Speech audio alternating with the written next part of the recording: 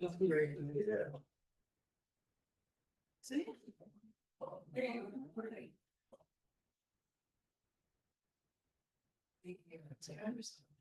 The people who are.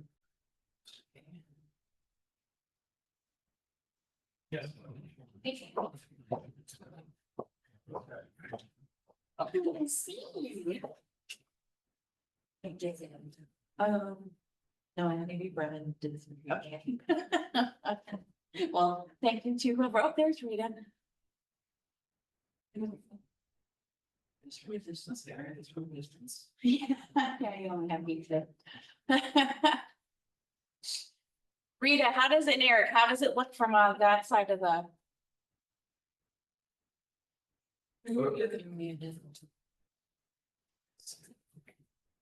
That was annoying. Oh, thanks. I haven't noticed it. Rita, you're muted, and Eric, you are too.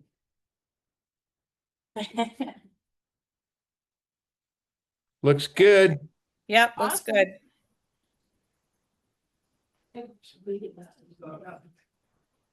Here and see if you got them here.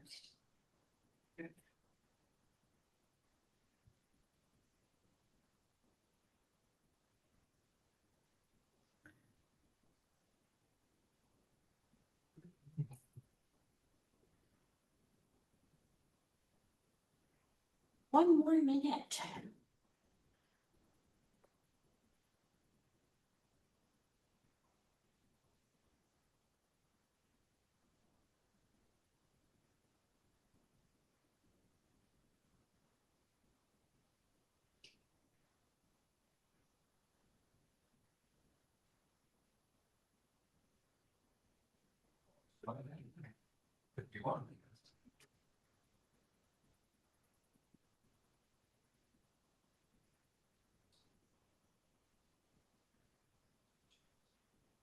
He's coming at 4 Today? tomorrow.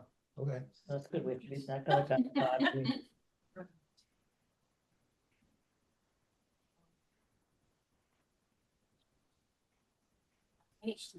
It's 5.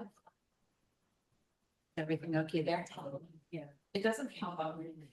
You have to access it for participants. It's a learning curve, it's a learning experience. We're a little bit closer, so, I'm going to open the meeting for the select board, meeting on October 14th. Eric and Rita are joining us on screen tonight, and so Rita and Eric, can you see everyone in the room, just from your Yes. perspective? Yeah. Yep. So to review the agenda, we have first our call to order, and then 5:05 public comment. And then our general business topics, which is review and approve meeting minutes for 10/8, October 8th. Meet with the buildings committee, discuss discussion on resolution to support democracy, the MPV grant discussion, Tamsin Flanders from FERCog and Jennifer Wallace. Review and sign Upper Valley Veterans Services District Agreement for continued membership with the district for the next 2 years. Review and sign special event permit application for the turkey trot for the Friends of the Library, and then town administrator reports. So, Eric or Rita, do you have any items to reverse or anything that's popped up in the last 24 or 48 hours? Sorry. Nope, I'm all set. Oh, it's all good. Thank you. All good here. Had anything pop up? All right, so let's move on to public comment. Just a reminder, those in the room will raise their hand. Anyone online that has a public comment, we ask you to use your raised hand feature for your for the Zoom option down in the lower part of the screen under interactions. All right, and I do see Miriam's hand pop up over here. Okay. Miriam first, Leslie, and then Gabe. Is this the place where it would be appropriate to make a comment, a public comment about the declaration, or are you going to be No. invited? Public comment. No, we do that a little bit later in the meeting. All right, thank you. Leslie. I think everybody is all to clear the entranceway to the front of town hall, make it more easily accessible for people with mobility issues. I came in on Sunday or Saturday with my walker and I could just open the lift, ride up the lift, get into the office. It was wonderful. I know it was a team effort, including my neighbors. The second part of my public comments, and these are all for myself, is that I was disappointed to see that the sturdy bench that was at a good height for getting up and standing up and sitting down if you are mobility impaired at all, which I'm having temporarily, but many of our senior citizens have a difficult time with low soft places and might need some support to get up and down as a bench provides. Had been replaced with a modern sofa and coffee table item, which has no sides and is quite low and difficult to get up and down to. And my personal history with all of this is that back when David Ames was town administrator, which tells you it's at least 2 decades ago, the Historical Commission used to have all of their holdings in the closet that is now used by the town hall, generally speaking. And the Historical Commission graciously moved the things that they had over to the 1829 building because as the government was growing, it was more important for the people functioning daily to have access to that closet. In that transition, the commission had a custom-made frame for the 1858 Wallings map, which shows the roads as they were then. It shows the names of the people who lived on the roads. And then on the right side is a blue map that shows the original proprietors' divisions, what each proprietor got. Their name is on it. It's very clear. And then on the left is the 1871 Beers Atlas maps. Those are very important to researchers. They're important to assessors, more so in the past than present. But it was, we kind of made this trade-off where we would move our things out, keep the maps there, and we put what may be deemed, we're not certain, but the bench, the wooden bench, which was nice and sturdy and of good height for getting up and down, and it has a handle at each end if you are impaired in any way. As the setting below the maps, it was all one antique Tewksbury history display. And I think just inadvertently, new people have come along, old people have left, and people didn't understand the significance of the display. But speaking for myself only, I am very disappointed, and I hope that maybe the bench can be brought back because it is, as I say, much easier for seniors to have a sturdy, upright wooden bench with an arm that they can stand up and down on when they're waiting for any department to be seen with by any department. And the sofa maybe could find a place back down here with the other new furnishings. That's all I have to say. And I thank you for listening. Gail. Gail Lashley, 62 West Columbia Road.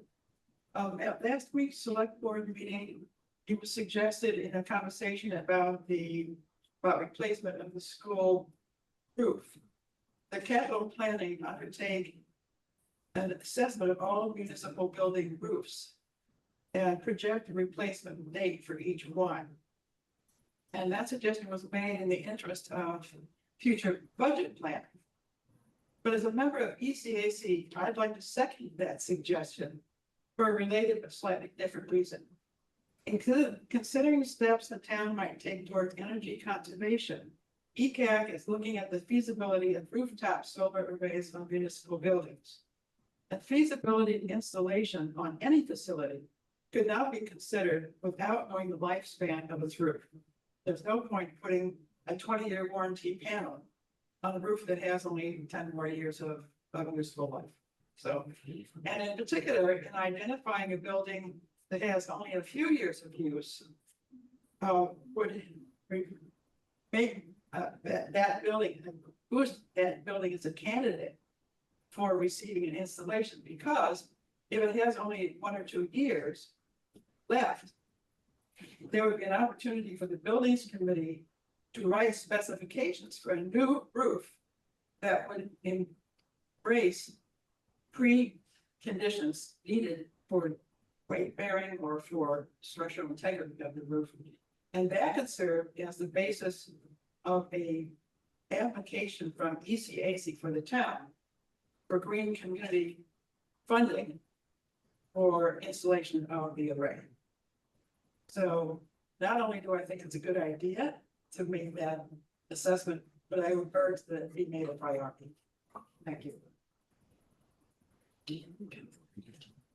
Is there any other online or in-person public comment before you? Okay. All right, so our next topic is review and approve minutes from the October 8th, 2025 minutes. Do I hear a motion to approve the minutes from October 8th? I'm sorry, not 28th, October 8th, 2025. I'll make a motion to approve the October 8th minutes. Second, Do we have any edits, clarifications or such at all? No, we're good. no, they look good. You're good. Yeah, thank you. Thanks, Brennan. Thank you. All those in favor of approving? Carol, I. Stalker eye. AP O'Neill, aye. The second one is a meeting with the buildings committee. Frank, I see your name here. And I'm just bringing something up. Yep, one moment. I didn't bring up my name.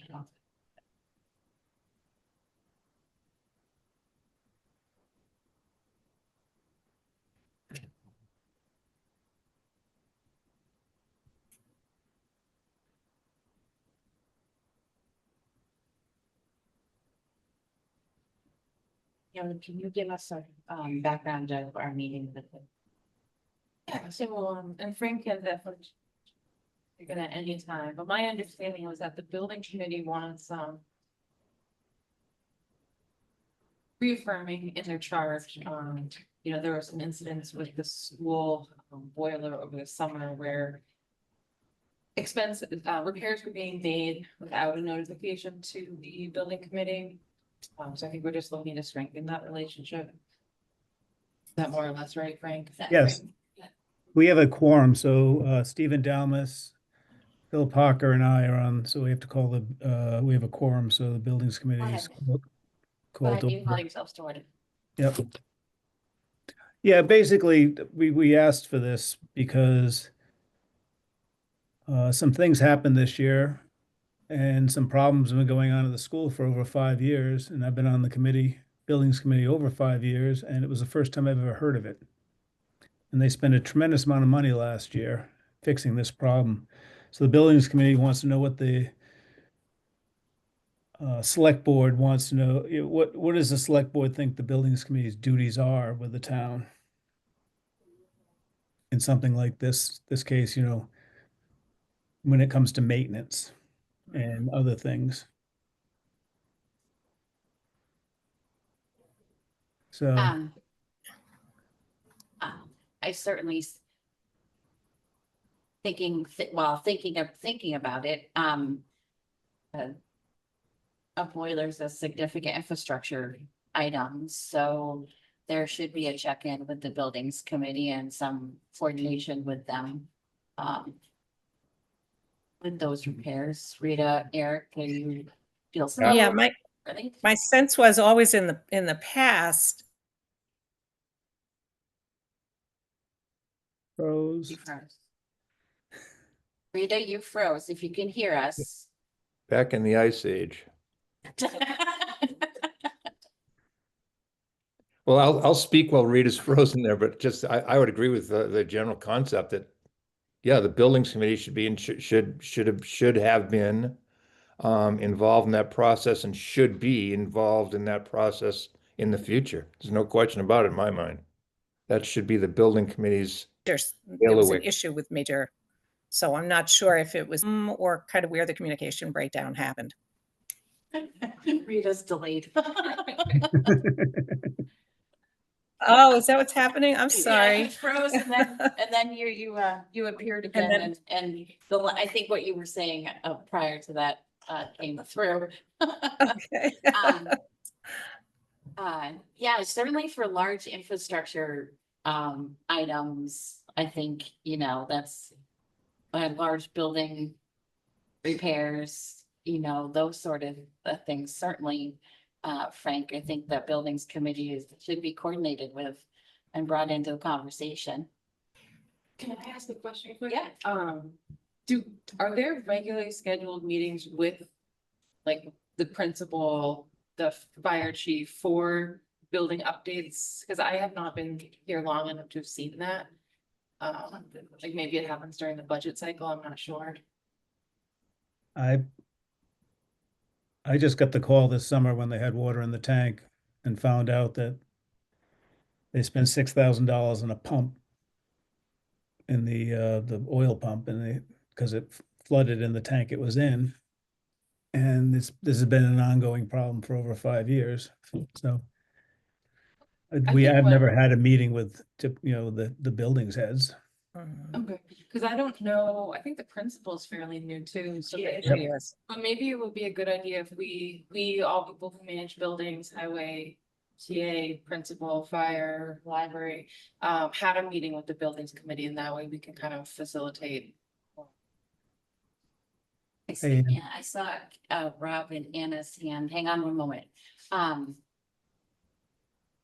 Rita and Eric, do you mind if we ask the public? Usually we ask if there's a topic. Yeah. Oh, No, go no, ahead. go ahead. Yep.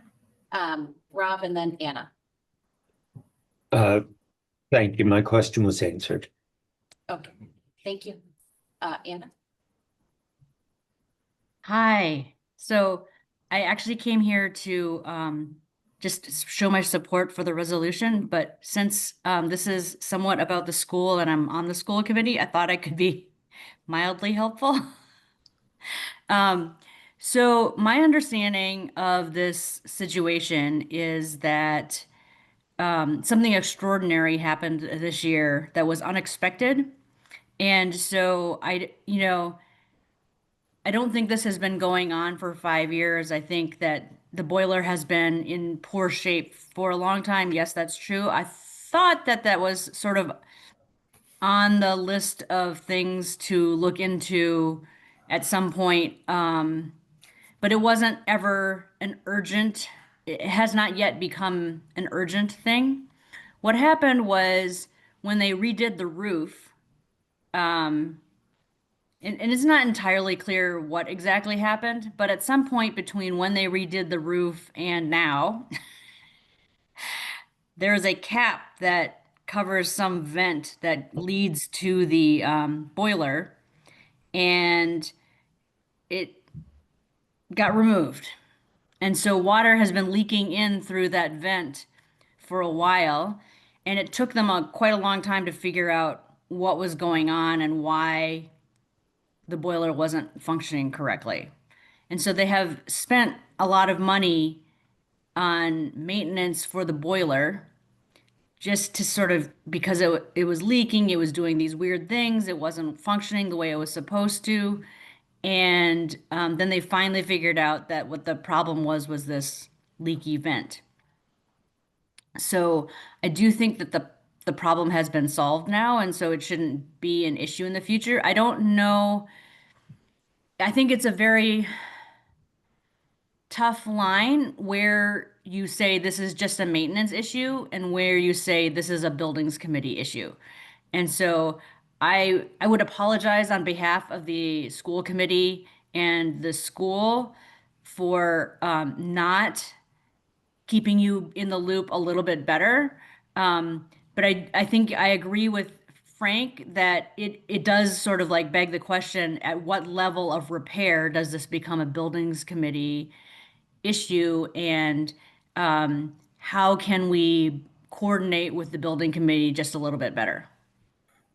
Thank you. So, to answer your question, Anna, what point does it become buildings committee? And I meant to reread the charge before the meeting tonight. I didn't get to, but in my thoughts is that anytime any wall or anything's being opened or any repairs being considered, that it should check in with the buildings committee, because the town owns the building, the school isn't owned specifically by the school, right? So. I mean, it's not anytime my there's- understanding that a wall was opened, but No, I'm just saying Oh, that's an okay. example. It was an example. Oh, No, okay. no. I was like, Example. really? Anytime that Oh, something like no. a window needs to be replaced, like, anything where you're touching the structure, infrastructure, electrical, anything like that with a large repair, I think, buildings committee should be consulted.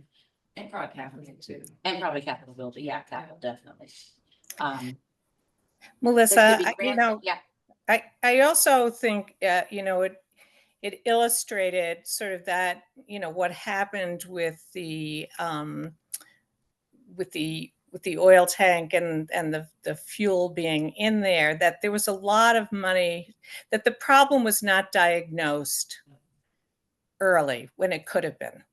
So I think there was some misdiagnosis, which I think calls into question who we are, using, just, looking at our contractors and making sure that we have, whether it's HVAC or, whatever it is, that we have contractors that we're not just, that are doing a good job for us.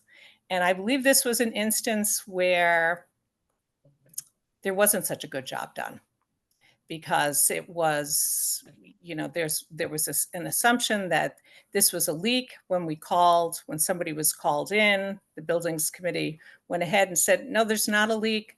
And suddenly there's water in there when, the water had been in there for a while, and it was not, nobody had looked to see where the water was coming from. So, that was kind of my take on it, is a lot of money was spent. And I think looping the building committee in sooner rather than later would have resulted in kind of a much more efficient process. So that a lesson learned here, that I think you have a lot of expertise on that building committee. And when we're, spending thousands of dollars, it makes a lot of sense to have people who have that technical background. That's why we have the committee, that they are consulted. Thank you, Rita. I would agree with that. That's very well said. Yeah, I do too.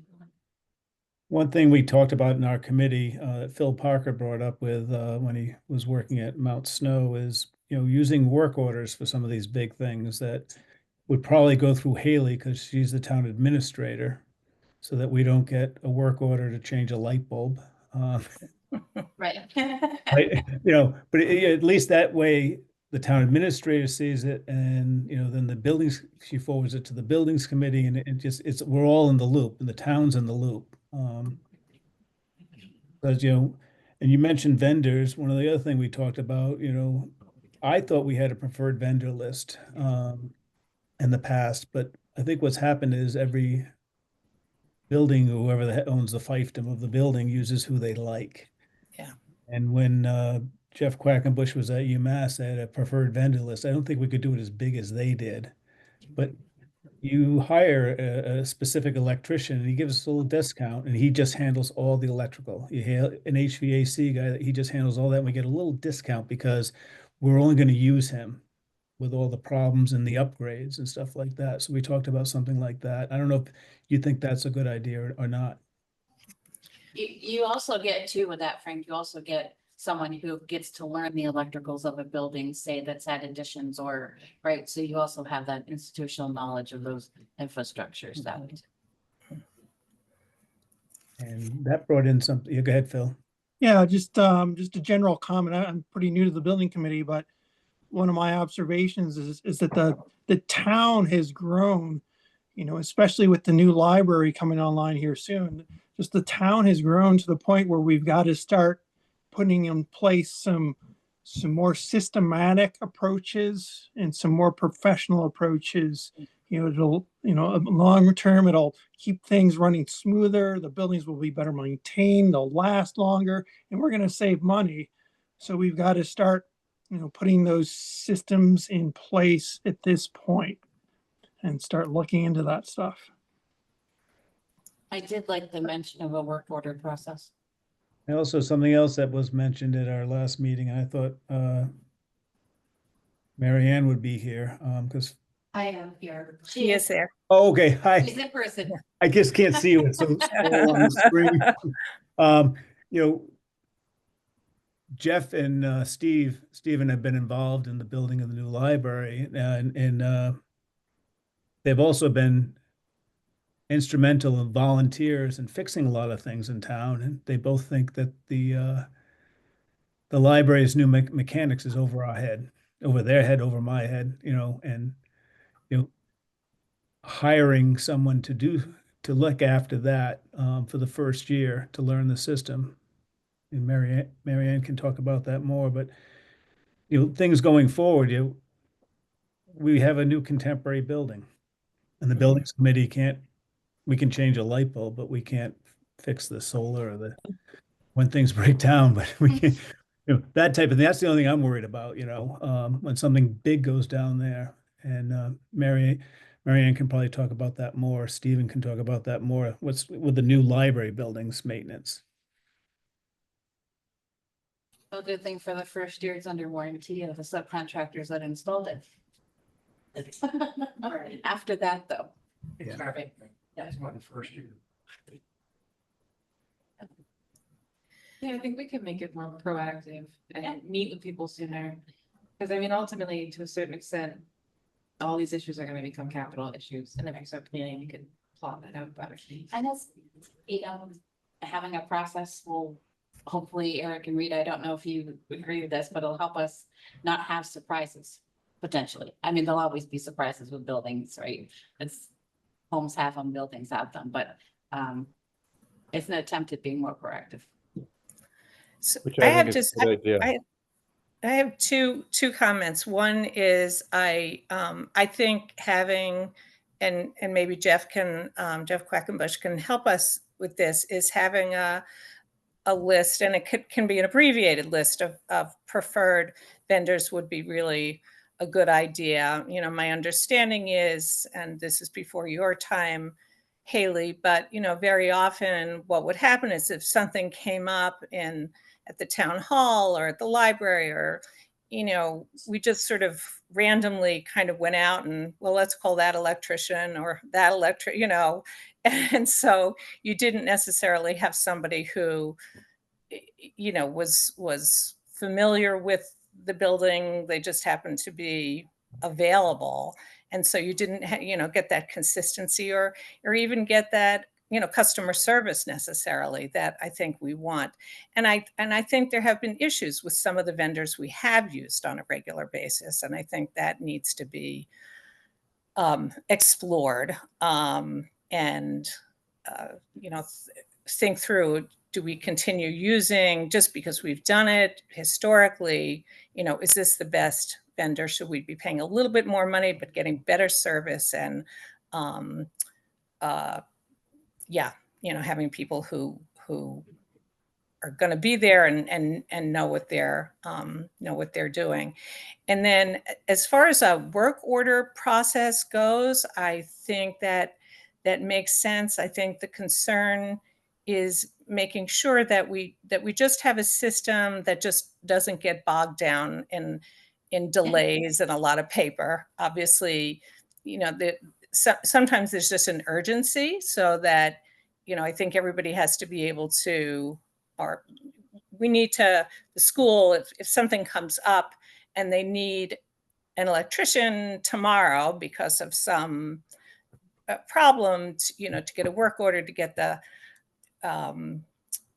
find Frank or somebody else from the building committee, if they're not available, we all have to understand those are extenuating circumstances, and therefore, we need to go ahead and get things done.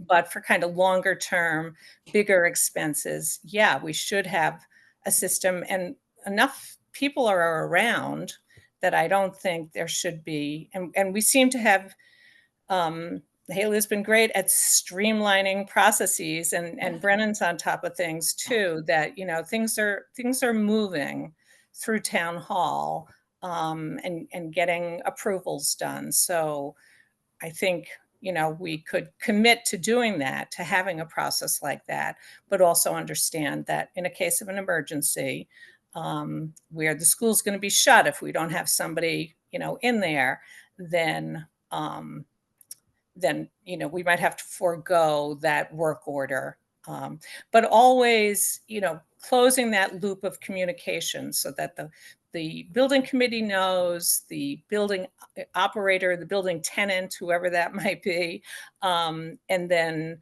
the, town administrator / select board are aware. Because as Melissa said, the town owns the buildings, we're responsible, so we should be kept in the loop, and that, that transfers to everybody else, be it the, planning, the finance committee and everybody else, long range planning, so forth. So those are my 2 comments. I do see Rob has his hand up again, and it's been up for a bit. So Rob, do you want to comment? Thank you. No problem waiting. You're all committee members. I work in a given week. I work with at least a dozen general contractors and another 24 subcontractors. So I've got a lot of experience dealing with contracts and contractors, and I completely agree with the preferred vendor list. What I would suggest you do with that is contact surrounding towns, see who they use, as well as who we've used and liked in the past. The other step you can take is to have what in my industry is have a green contract with an electrician, where they agree they will do your work at a rate of $75 or $300 an hour, so that you don't get bogged down in having to write them a purchase order or issue them a work order for them to register it and get the work done. Now, whether or not the town can legally do that, I can't say, but I can say it's a quick way to get in professional contractors and professional engineers, because you've already got agreed upon terms. So you might want to look at that. Also, if you have lists of preferred contractors, those should go to each of the boards, and the names of the people who can authorize work to be done by that contractor should be on that list. And maybe you have it that, the chair of any board can issue work order or authorize work up to $500. From $500 to X, it requires a board vote and whatnot. But you don't want everybody who is on the town payroll or in a town committee able to just call up an electrician and say, hey, the lights are blinking, please come figure it out. Right. So just limit the access to that checkbook. Mhm. Yep, As a taxpayer, please. Mhm. noted. But good comments. Thank you, Rob. No problem. Was there anything else we wanted to cover in this discussion before we move on? You have anything, Stephen?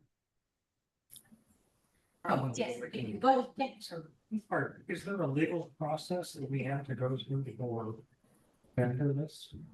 There's a procurement process. Yeah, but that only works just over a certain amount.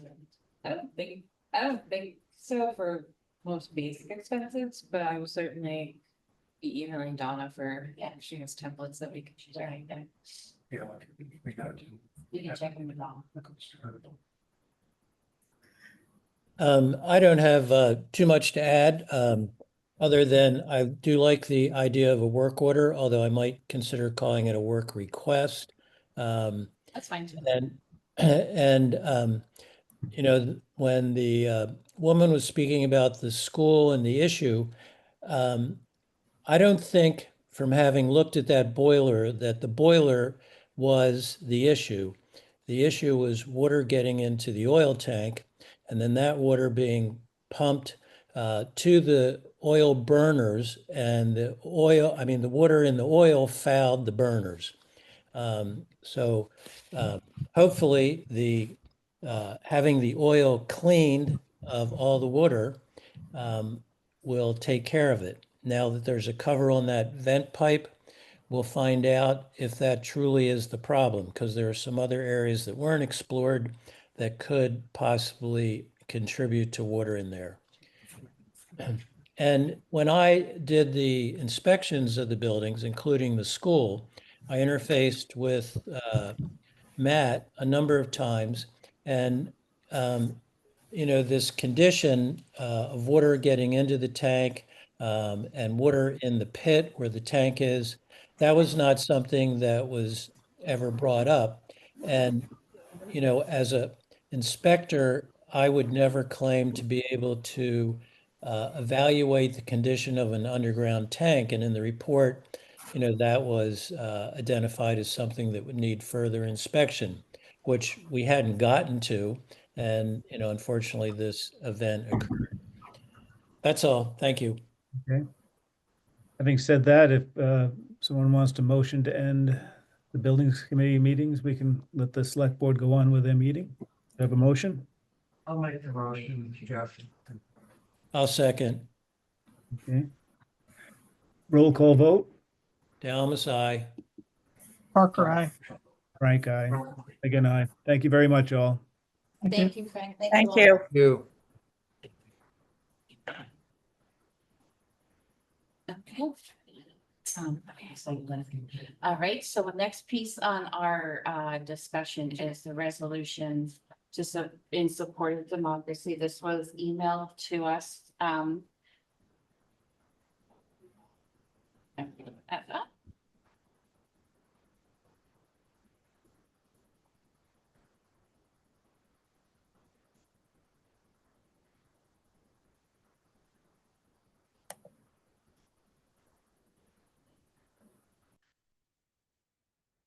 Yes, Brendan put it in.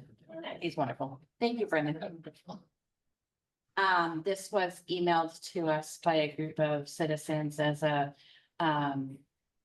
requesting that the select board have a discussion about considering this, signing this, and Haley had given us the idea to and had put it in her first edition of the town hall. I mean, with the name of it, Tribune. As to solicit comments to us. And I know Haley had put together, she has several, I'm going to ask her to read them. They're emails, about a handful of them from residents of Shrewsbury. I know some of you are also here to comment on that as well. So first, Haley, why don't you read the emails? And we will go from there.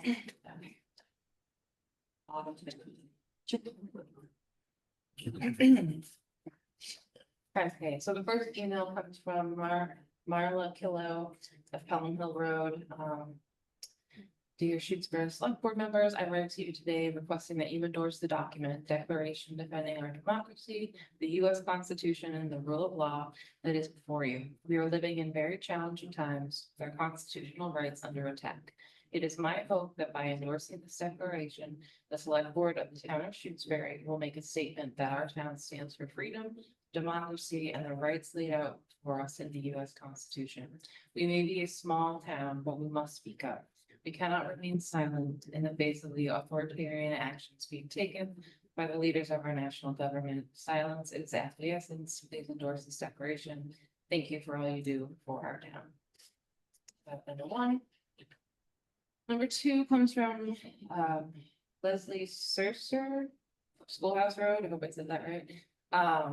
Her email reads, Dear Shutesbury Select Board, I have an urgent request for action to adopt the resolution in support of democracy. The purpose of this courageous resolution is to signal to the community, to the state and national leaders, and to the institutions that are enabling the autocratic takeover of our country that we do not support wannabe kings in our beloved constitutional democracy. And the next one is from Joan Green of West Pelham Road. Joan Green and Bobby Brown, Select Board, we are writing in total support of the Declaration defending our democracy, the U.S. Constitution, and the rule of law. I think it is vital that our town take this action now. We need to go on the record as a community that we will not tolerate the removal of our rights and freedoms, that we will not stand idly by while our cities are invaded, our citizens and immigrant neighbors attacked, and our social services decimated. Last one I have is from Elizabeth Fernandez O'Brien, Old Egypt Road, from Erica Chenoweth, the professor who quantified democracy. Data shows nonviolent civil resistance works against authoritarianism. Please consider these words. Those were all our written comments. Okay. So as we go into the discussion, I know several of you in the room and online may want to make comment. So I'm going to ask you in the room to raise your hand, and also online use your raised hand feature. I do see Miriam's have popped up. So and then Rob's. So go ahead. Before you start though, I really like this because I can see the room and the screen. Yeah, right. It's very animated. Okay, go ahead, Miriam. Thank you.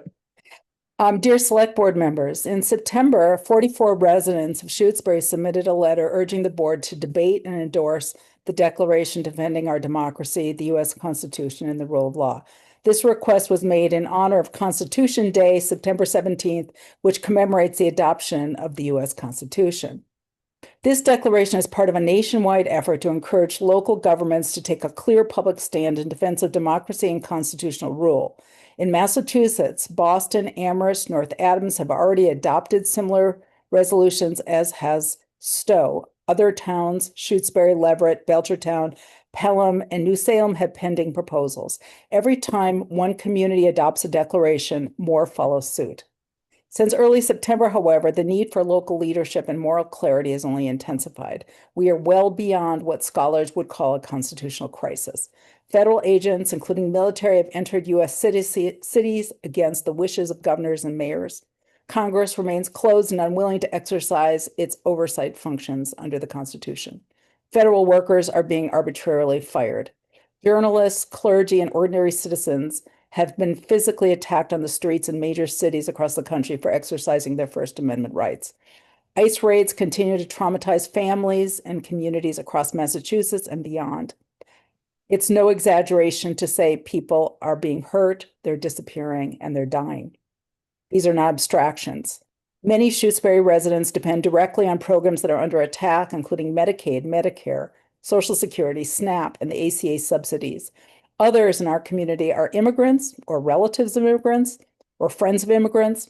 They're members of the LGBTQIA+ community. They're academics, they're healthcare professionals, they're teachers or public sector employees, and they're all being directly affected by recent policies. When democracy is weakened, these very people, our neighbors, become targets first. People may fear that this kind of resolution puts a target on our town's back, but we are already targeted. History shows that autocracy succeeds only when local and civic institutions remain silent. It depends on the cooperation of pillars of support to continually replenish the support for autocracy. When these institutions speak out collectively, authoritarian movements falter. Taking a stand here in Shutesbury, in sum, would signal to state and regional leaders that our town expects them to act and that we will not quietly accept attacks on constitutional governance. In the 1770s, Shutesbury residents did exactly this. They passed resolutions to sway public opinion and defend democratic self-rule against autocracy, and the same courage is needed now. Across the country, 85 municipalities are advancing similar resolutions, 12 in Massachusetts alone. The principle is simple. There is safety and strength in numbers. And just as this weekend's No Kings demonstrations in over 2,500 communities show, democracy cannot be silenced if it is defended everywhere all at once. We ask the Shutesbury town government to show courage and leadership in this moment. Please discuss this declaration and endorse it publicly. Thank you.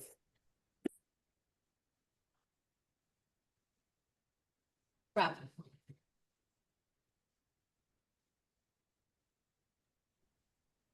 Thank you. Many of you know I don't normally read my comments, but I'm actually going to tonight. So thank you for allowing me and other residents to speak on the Shutesbury Democracy Declaration. While a forum to discuss a single viewpoint could be considered one-sided, I'm unaware of any anti-democracy declaration being received by the Select Board. So in my opinion, it's discussing the prevailing view of the citizens. I'm not going to speak to the specific contents of the declaration. Everyone has access to it and nobody needs me to read it to them. Instead, I'm going to speak to family and community history and to what I see as the general climate of our town. Many of the people attending this meeting had parents or grandparents or more distant ancestors who fought in World War I and World War II against fascism and monarchies. My father carried shrapnel in his shoulder from the Battle of the Bulge until the day he died. Some, myself included, can trace back to direct ancestors fighting in the War of Independence. On the right side, I'm going to point out. The town of Shutesbury lost over 30 residents to World War II alone. And most of us take pride in our forebears risking and sometimes losing their lives for freedom and democracy. Witness the town's standing war memorial and the number of American flags placed on graves every year. What would our forebears think of this town if it were unable to simply endorse democracy? My guess is shame, deep shame. They would be wondering why supporting or not supporting democracy is even up for discussion. This Saturday, many Shutesbury residents will be attending the No Kings rally in Amherst to demonstrate their support for democracy, along with hundreds of other people. I urge you, the Select Board, to show your support for this declaration and say to everyone, this is who we are. Thank you. Sharon.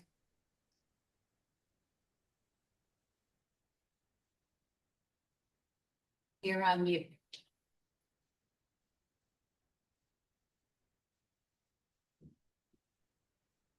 Thank you. I have voted for many decades in Shutesbury, and how confident I am with our little system that my vote is going to count. And now I am very fearful that our next election, federal election, is going to be so distorted by misinformation, by gerrymandering, by all sorts of efforts to turn this country into a one-party system. One of the things that is troubling is the Federal Election Commission. It's down to just 2 commissioners. By law, there should be 6, and it takes 4 to make a quorum. Without this, they cannot enforce the law. They cannot regulate money in politics. The FEC is one of the checks on the president's conduct that has been disabled, along with removing inspectors general, Democratic appointees to boards and commissions throughout the federal government, and others who dare to voice a dissenting view. The commission needs a quorum, and a quorum of commissioners willing to enforce the law.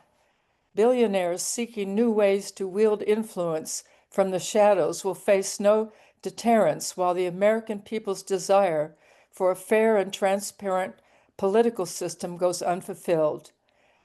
There have been attempts to rewrite the election laws to burden voters, make it challenging for certain voters to cast one, threatening election officials and others whose job is to keep elections free and fair. This is a list of some of the things that are happening that are undemocratic and that are causing our country to have the potential to be less and less of a democracy. So I do ask the Select Board to consider this declaration. Thank you. Yes, before I go into Sanford, is there anyone in the room that would comment at this point, or shall I continue with the vote? I support the motion to approve the proposal. It's well said. I think we'll be quiet here, but maybe we should ask for someone who thinks it's about it. Anybody else in the room before I read it, if you want to speak, go ahead. Yeah, Just state your name. I'm Katie Folks, I live at 205 West Powell Road. And I really don't have a lot, I'm here in support of the Declaration of Democracy in our town. I don't have a lot to add, but I just would mention that, I'm concerned about the role of the legislative branch and the judicial branch in our government. Because my understanding is that we have 3 branches of government, but currently the executive branch seems to be taking a huge overreach. And while many of us write and call representatives at the national and state level, we know that they often agree with us and have some of the same concerns we have. We feel frustrated. That they can't seem to do more to stop the deterioration of our constitutional democracy. So we want the local government to join this, to put this concern forward, because we think that, or I think that, the kind of government that we cherish and that we want, and we believe is central to our way of life, is a constitutional democracy for 3 branches of government.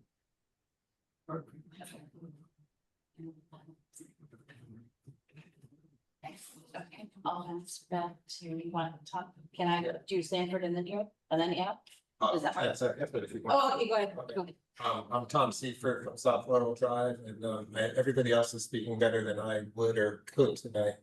I'm just thinking about, thinking globally but acting locally, and I really encourage our local select board to endorse this measure, please. Stanford and then Anna. I am Sanford Lewis, speaking in support of the resolution.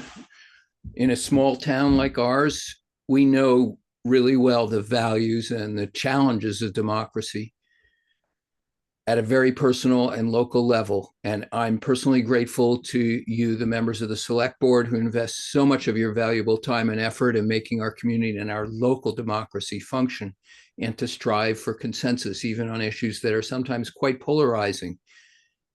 So our country is in deep crisis. And the question is, what can we do in our little town? And I believe the Select Board can play a modest role by taking a stand along with other communities that our traditions and structures of democracy matter, and that we see that they are deeply threatened by what's going on in our country. The specific language of the resolution is great, but what matters most to me is for our town to go on the record in defense of the principles of democracy: due process, the Bill of Rights, integrity in government, and against tyranny, against the unleashing of secret police and the military against Americans. we, the people, have to do what we can to push back. We who care about climate change and deforestation and about the truth, we can't stay silent in the face of Orwellian gaslighting and deep corruption that defy and invert our nation's founding principles. So I urge you to adopt the resolution to signal to our state and federal elected officials that we here in the boonies of Western Mass support them in doing everything in their power to resist the administration's illegal and unconstitutional actions as they affect our state and our community. And I just want to say that I agree with everything that's already been said, and I'm not going to repeat it. But I want to speak to the reason that the select board should support this resolution and pass it. I think Shutesbury may be small, but it is in speaking out that we have power. We can lead by example so that other towns feel empowered to speak up. And without even the smallest towns speaking out, the larger towns will not speak out. And so we can be on the forefront and we can say, this matters. Everyone should come with us because this matters. And it is that demonstration that can help move the country forward. And without it, and without small towns like us starting, we won't have the momentum to bring everybody else with us.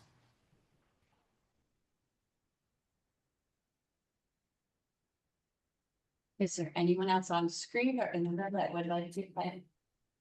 And Karen Lover Road, and I would just, I'm here in support of the declaration, and also I wanted to say that the Town Democratic Committee agreed to sponsor a stand out of the common just so we could get counted in the national map to show that Shutesbury was holding a stand out on Saturday from 12 to 1. So it'll be small and people will go to several, but we wanted to put our town's name on that map.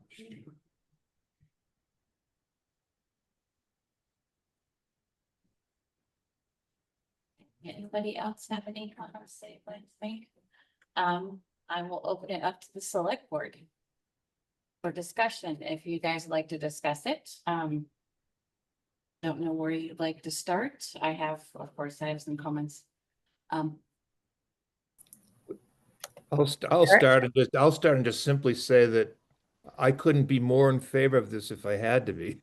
It's just really, the situation now is dire and it has to be stopped. And, you know, our future, our children, our grandchildren, they are going to live in a country that is nothing like anything we've ever seen if we don't stop it. So it has to be stopped. So I'm 100% behind it.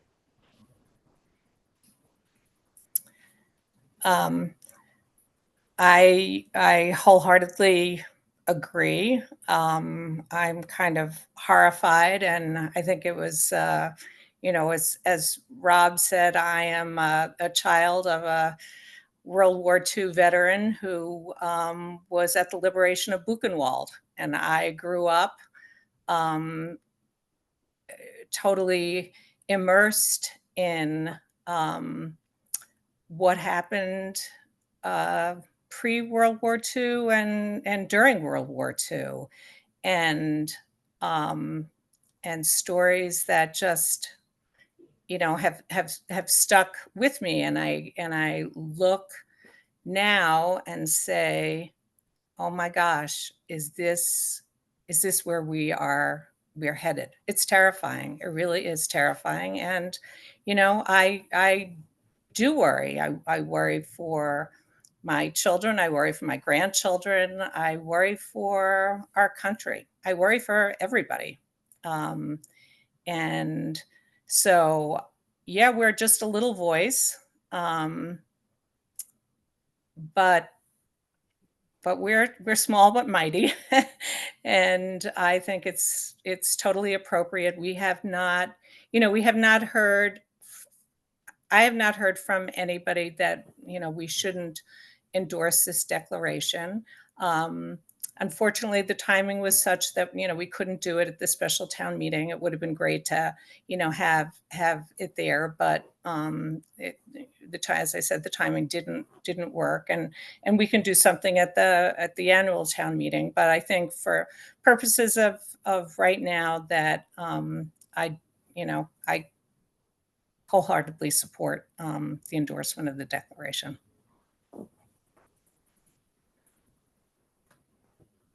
It's my turn. I will be the dissenting person on the select board, and that is because I have made sure I support the constitutional republic that our country is. I support the Constitution, and I support the ability for people to do the First Amendment right, no matter what you say on a town common, you have the right to say it. And I've always done that, whether I agreed with a person or not. I feel like this particular declaration kind of goes against what the select board has done in prior votes with a flag policy that does remove political flags and banners from public buildings in town. I think that our two things we voted at town meeting, with a welcoming statement that we made and the citizen petition, both in those statements, it says that we will not discriminate because of political affiliation. I think I could support certain parts of this to the beginning until it starts to attack a political affiliation.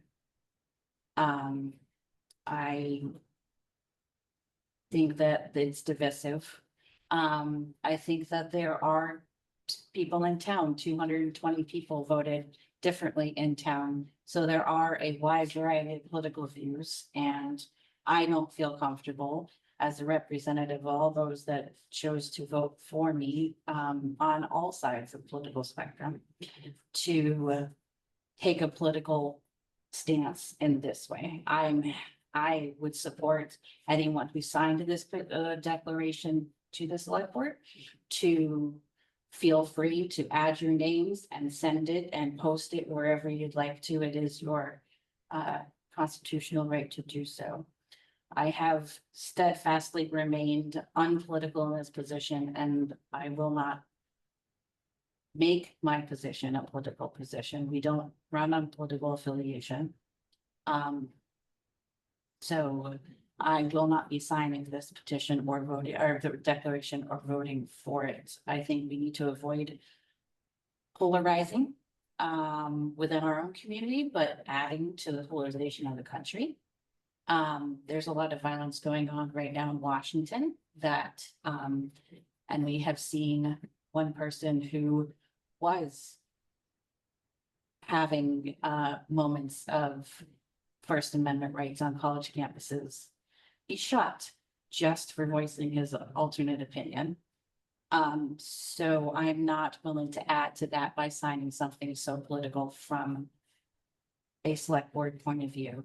I feel like we should be focused more on fiscal issues, public safety, education, and infrastructure rather than making political statements. So I will not be voting for, and I will not put my signature on this declaration.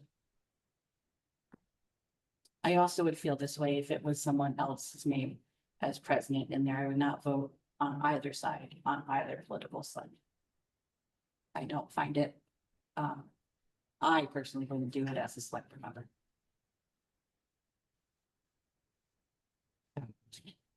Does anyone have further comment? Eric or Rita? Well, I mean, I think your point, Melissa, is well taken. As I say, I would normally completely agree with you. I just think that things are so bad and so dire that we have to break with tradition, as the people who are running the government now have done themselves. They have broken with tradition in a bad way. And I mean, I think back to Nazi Germany, and I say to myself, well, what would I have done? What should the people have done? And at a bare minimum, it seems like they would have had to they would have had to stand up against that. And I think there's just a time you have to do that, whether it's hard or not. And I appreciate your right not to do that. I get that too.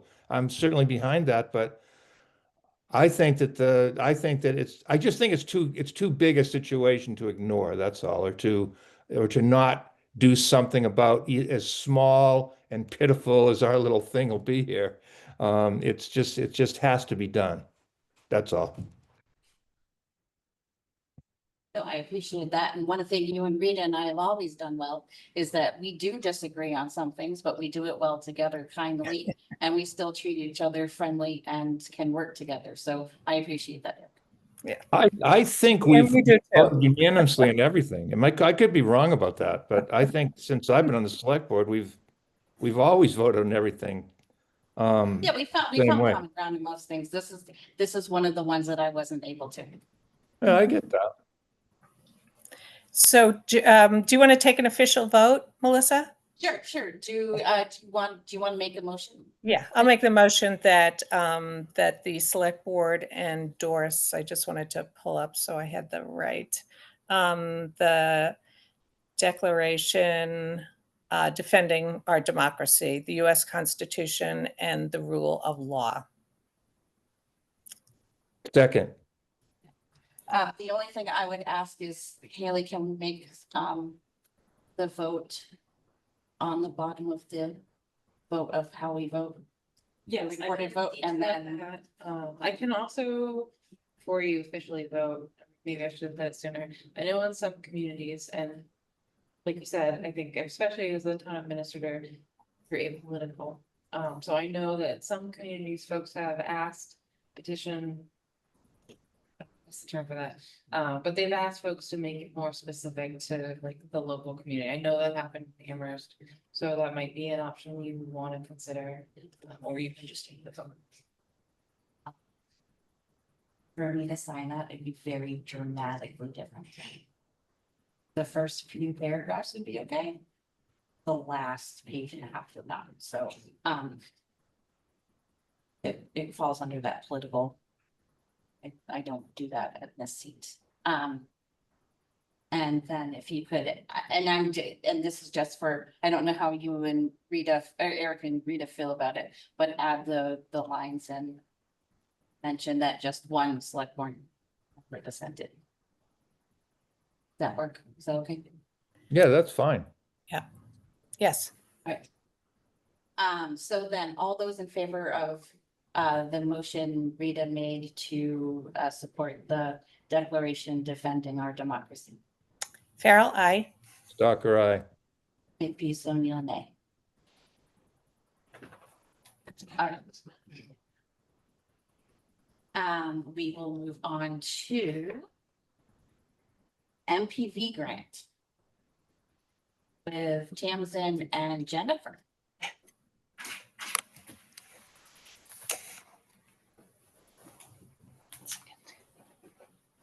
Hello. Hello. Hello. Hello, Tamsin, I see you're there. Can you hear us okay? Okay.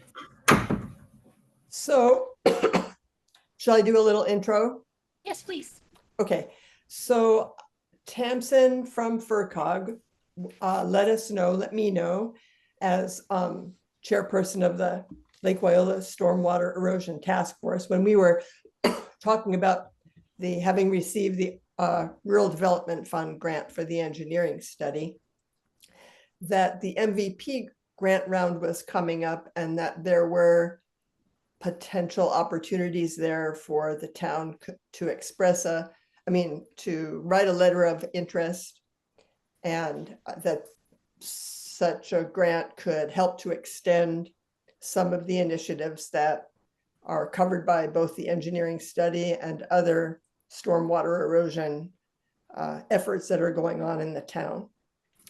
So here we are to give some thoughts about that and see whether you all think that this is a good project. I think the town can have 4 projects, and if this is the right time to apply for such a project. But Tamsin's here from FERCog, and she's the one who first put it on my notice that there were opportunities here for the town. So Tamsin's going to speak a little bit on her perspective on that, and I can fill in the blanks afterwards. Yeah, Okay, go ahead, Tamsin. thank you. So I actually didn't do my research to know whether Shutesbury has applied for or received an MVP grant in the last few years. And we've applied, have we received? Yeah. Yeah, okay. Okay. Okay. So MVP is a state grant from the MVP office within EEA. MVP stands for Municipal Vulnerability Preparedness, and it's sort of the like climate adaptation and resilience arm of the EEA, specifically supporting municipalities. And their grants are once a year, and they now have they are now following a process where if you you can submit an EOI, an expression of interest. You can submit up to 4 and then meet with them to get sort of knock around your idea that you submitted or put additional things on the table or take things, you know, help shape your idea to what they think they would support. And it's my understanding that if you don't do this, it's harder to get an opportunity to speak with MVP about your idea before submission. So that's why, just sort of why we're recommending, or that's why we reached out to Jennifer and sort of got on your agenda today to make sure that if that's something that Shutesbury wanted to do, that we were on top of it. And it's also due 2 weeks from today. So this, before I forget to say this, it might be important if the select board needs to designate authority to Haley or somebody to submit the EOI during a select board meeting, that you might think about doing that today. So yeah, MVP supports a range of climate resilience actions, and specifically Jennifer and I have been talking about capacity building. So Shutesbury we've been working with you on water quality and stormwater management around Lake Wyola, and we've also been working a little bit with the DPW on unpaved road management, specifically targeting stormwater issues. And so MVP really likes to fund grants that sort of have that kind of depth of story of like, okay, we've been working for years towards this thing. And the RDF, congratulations on getting the Rural Development Fund grant. That's so exciting. One thing Jennifer and I were conscious of as we were working on that grant together was that it wasn't capacity building and sort of outreach and education wasn't really funded under that grant. So the idea Jennifer and I have is to come up with some ideas for, I don't know if you want to call it capacity building or, I had a good word I had written down.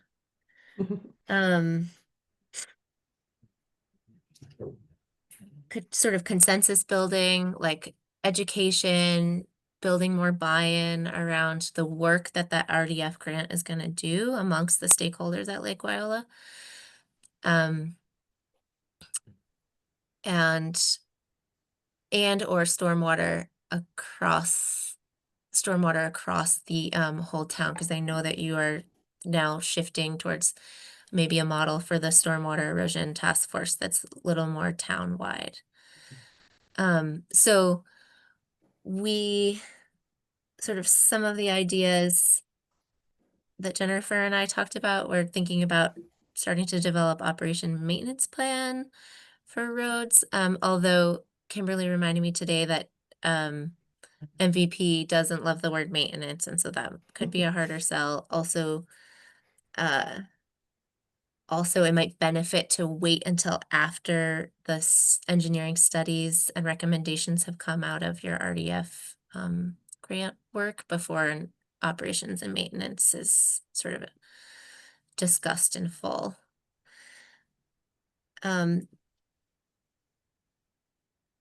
So a couple of ideas, Jennifer, and you can jump in anytime on this, but a couple of just sort of directions you could think about going in would be doing more of that consensus building specifically at Lake Wyola and starting to think about what are the relationships and how can decisions be made as projects come forward that could potentially be implemented to manage stormwater. Is that looking at kind of a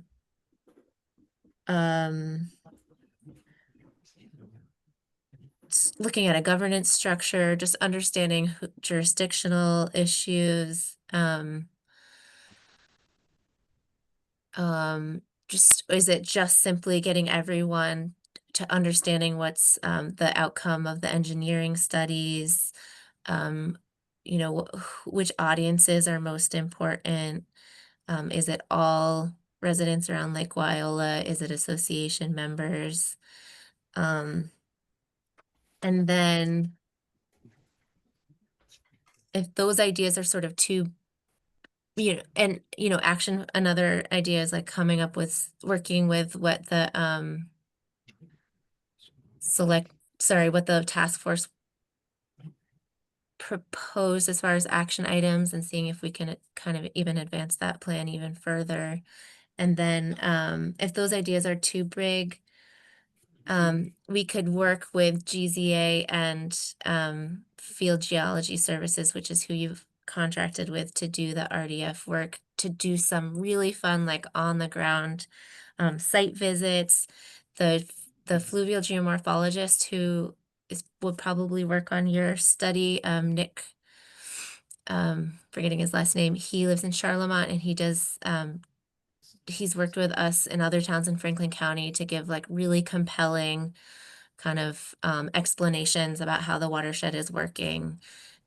So bringing him in for educational programs, potentially site visits to upland or lowland residents. These are all ideas that are possible. And the last one, and then I'll stop talking. The what we did in August was an educational outreach event with a watershed model and a stream table that the FERCog has. And some of the conversations that came from that event was, wouldn't it be cool to do that in the schools? So that's something else that could be considered. So thanks, Tamsin. And before I jump in, do the select board members have any questions for Tamsin right now at this moment? You might have questions later. Rita or Eric? Well, just that I would agree that I would see maybe the sense of timing is off if we've just got just in terms of the grants, it's hard to develop a maintenance plan. We haven't done the engineering study, that's all. Right. Oh, Rita?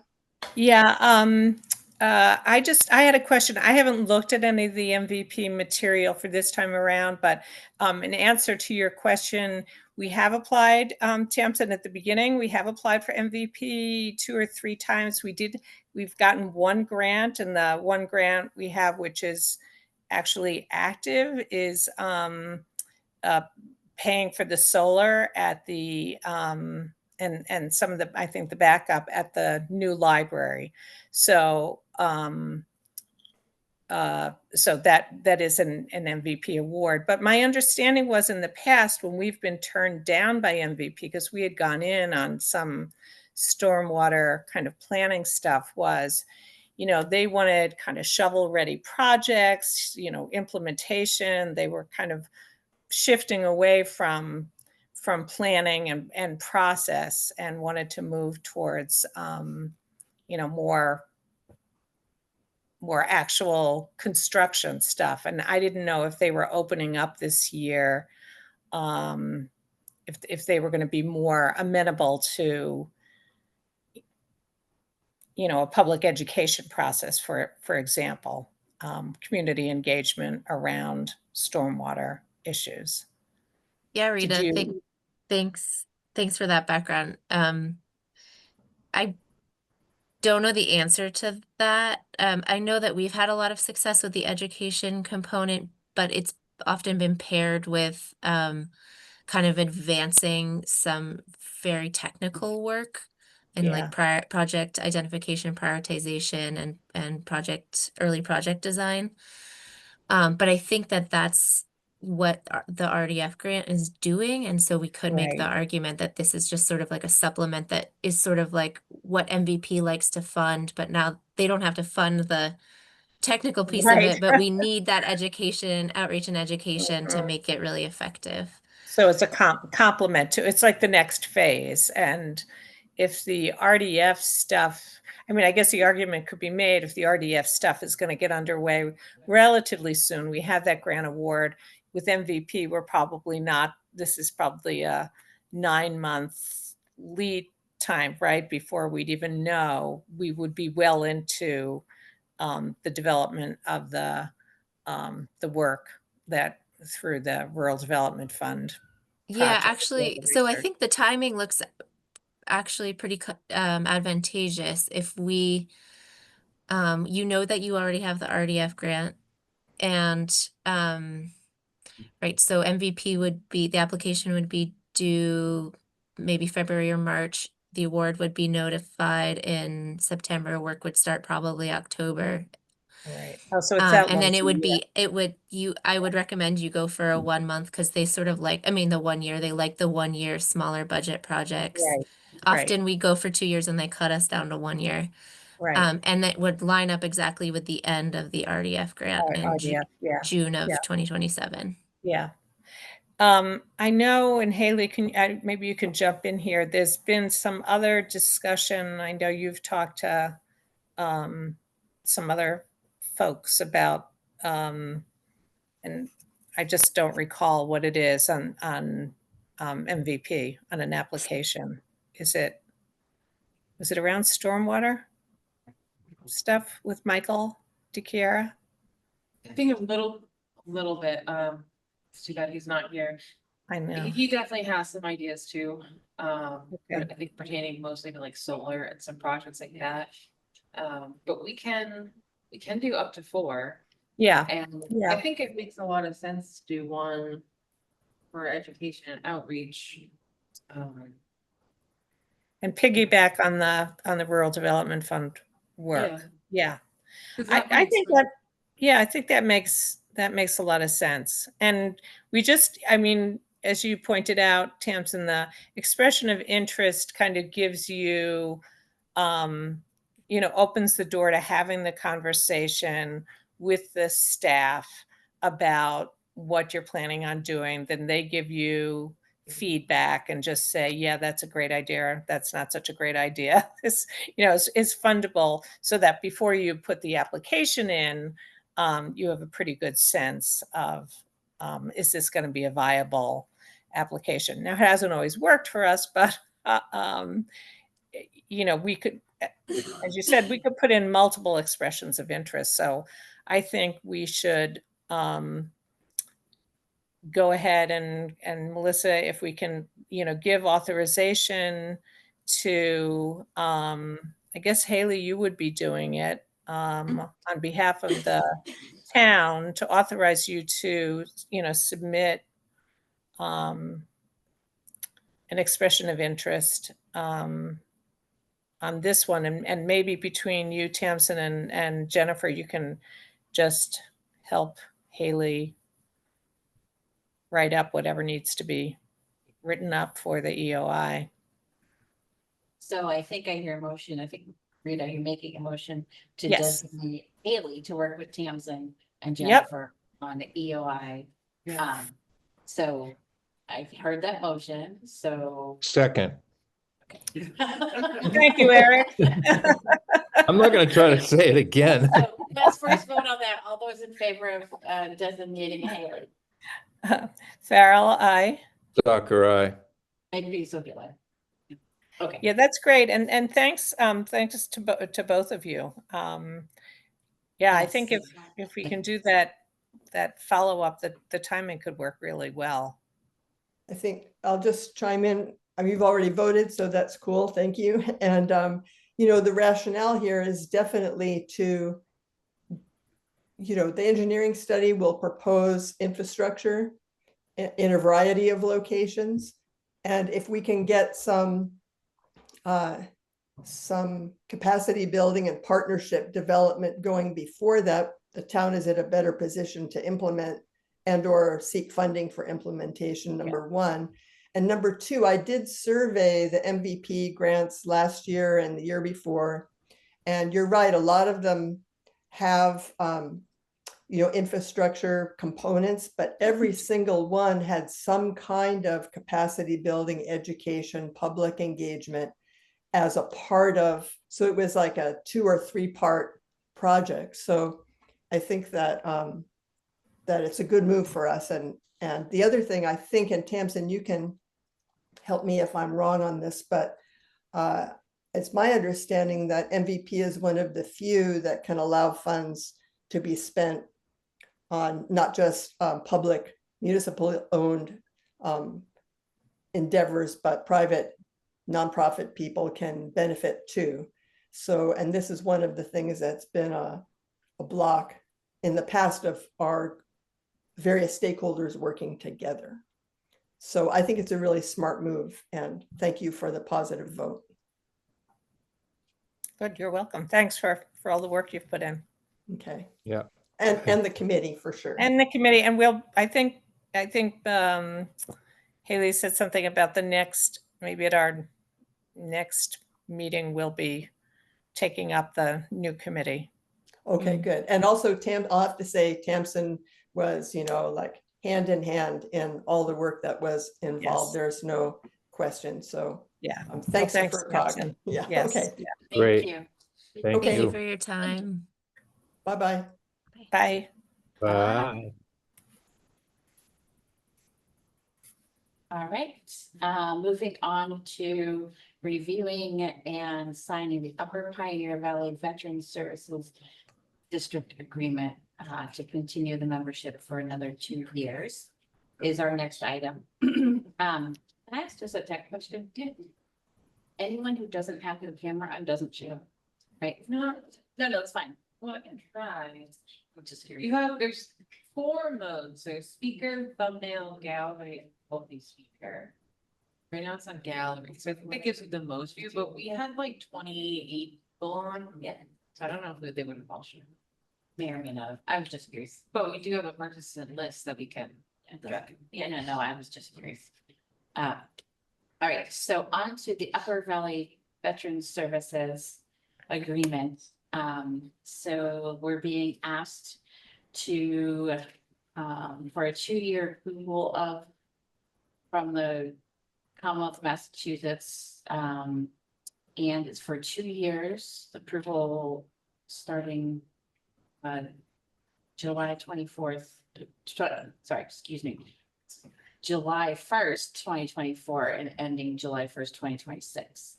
The district processing request for veteran services.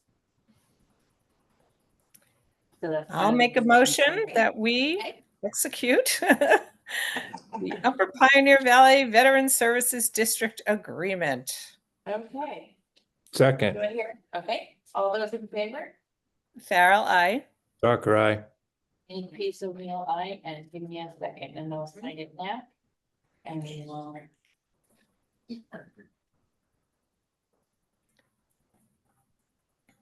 Today's the 14th. There you go. Sweet. Next, oh, this one too. The next item. Oh, this is the next item. I'm sorry. Next item, turkey trot. Oh, the turkey trot permit. Okay, so the next item we have is the turkey trot permit to have our turkey trot. It's fun to say. So just a little rundown for the public who might be listening online and here in the town hall. It's on November 22nd. And its official name is the Road Town Turkey Trot. It's a 5K race. Starts at the cemetery, travels east up Leverett Road, down Pelham Hill, then Leonard, West Pelham, and ends back at the school. Walkers start at 9, runners at 9:15. that kind of puts it all in context. We've done it for how many years now? I think this is the third year. Yes. You'll have some experience in. Last time I went to It's a lot of fun. School, then I won a free turkey. Very exciting. Might win a free turkey or you come. Oh. We raffle one off. And I would like my legend to be only winning turkeys at turkey trot's. well, I can't promise anything, but you do look like a lucky person. Register at Rotown.org. So with all of that, do I hear a motion to sign the town special event permit application for the library Roadtown Turkey Trot race? So moved. Second, Okay, all those in favor? Farrell, I. Tucker, aye. Lisa, Neal, aye. Signing it now.